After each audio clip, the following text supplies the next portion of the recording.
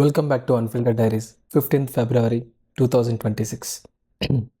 ఏంటి ఈరోజు డైరీ? మనం నిన్న మాట్లాడుకున్నట్టుగానే ఈరోజు మహాశివరాత్రి. ఖచ్చితంగా పొద్దున్న తొందర లేపుతారని అనుకున్నాను. గెస్ వాట్, 3ంటికి లేపారు నన్ను. 3ంటికి యాక్చువల్లీ అదే టైంకి నేను లేచాను కూడా. ఒక కళ వచ్చి పొద్దున్నైందేమో అనుకున్న, ఒక 5:30 అలా. చూస్తేనేమో 3:30 అవుతుంది. సో లేచి ఇల్లంతా క్లీనింగ్ అండ్ పూజ చేశాక నేను, అమ్మ, నాన్న ముగ్గురం కలిసి టెంపుల్కి వెళ్ళాం. వెళ్ళొచ్చాక నన్ను అడిగారు, మేము మహేశ్వరం వెళ్తున్నాం, నువ్వు వస్తావా అని. అంత దూరం జర్నీ కష్టం, ఐమ్ బిజీ, మై స్టడీస్ అని చెప్పేసి నేను రాను అని చెప్పారనమాట. వాళ్ళిద్దరు వెళ్ళారు. ఇప్పుడు అక్కడే జాగారం చేసి రేపు వస్తారు. నేను ఒక్కడిని ఇక్కడ అనమాట.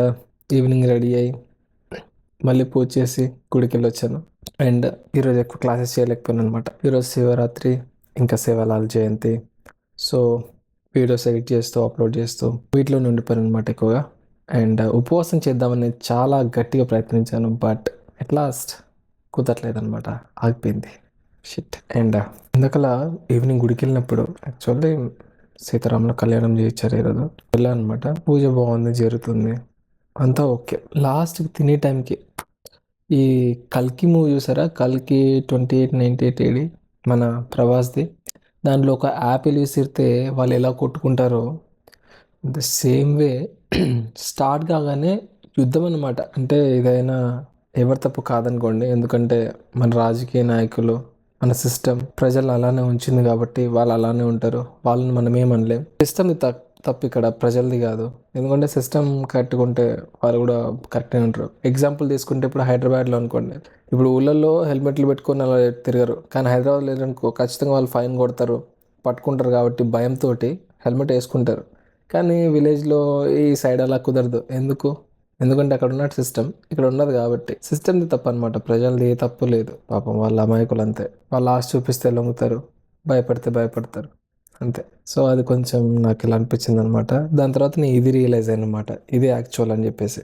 అండ్ టెంపుల్లో కూడా మన ఫ్యాన్స్ వచ్చారనమాట కొంతమంది. హాయ్ అన్న, ఎలా ఉన్నారు, మీ వీడియోస్ చూస్తూ ఉంటాము అన్నారు. I felt so much happy అనమాట.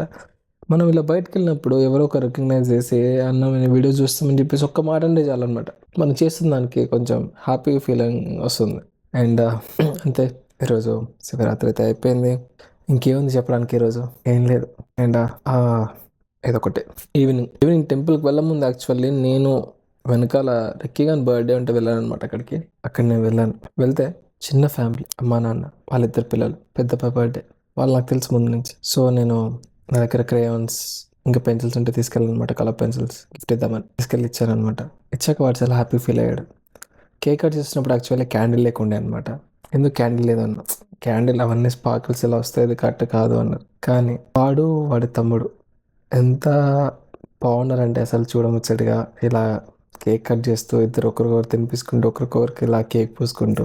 బ్రదర్స్ అంటే ఇలానే ఉండాలనిపించింది అనమాట, కల్మషం లేని మనుషులు. ఇంకా అక్కడ నేను నోటీస్ చేశాను, తమ్ముడు కేక్ పీస్ కట్ చేసి అన్న పెడుతున్నప్పుడు అన్న కింద నుంచి ఇలా హాఫ్ తీస్తుంటే పక్కనున్న అత్తమ్మ అలా హాఫ్ కాదురా, ఇలా హాఫ్ తీరా అన్నది. సగం క్రీమ్ వచ్చేటట్టు అనమాట. సో అప్పుడు నాకు అనిపించింది, వాళ్ళు ఏదో కల్మషం లేకుండా ఏదో చేస్తున్నారు, దట్స్ ఫైన్. ఆ చేస్తున్న మూమెంట్ని ఇలా కాదురా, ఇలా చెయ్యి అని చెప్పి అనడం ఎందుకు అనిపించింది అనమాట కదా. ఇలా చేసినప్పుడే వాళ్ళకి తెలుస్తుంది అనమాట, అచ్చా అంటే నాకు ఇక్కడ అన్యాయం జరిగింది అని చెప్పేసి. అప్పుడు వాళ్ళ మైండ్లో క్వశ్చన్ మార్క్ వస్తుంది, అవును కదా ఇలా కదా అని చెప్పేసి.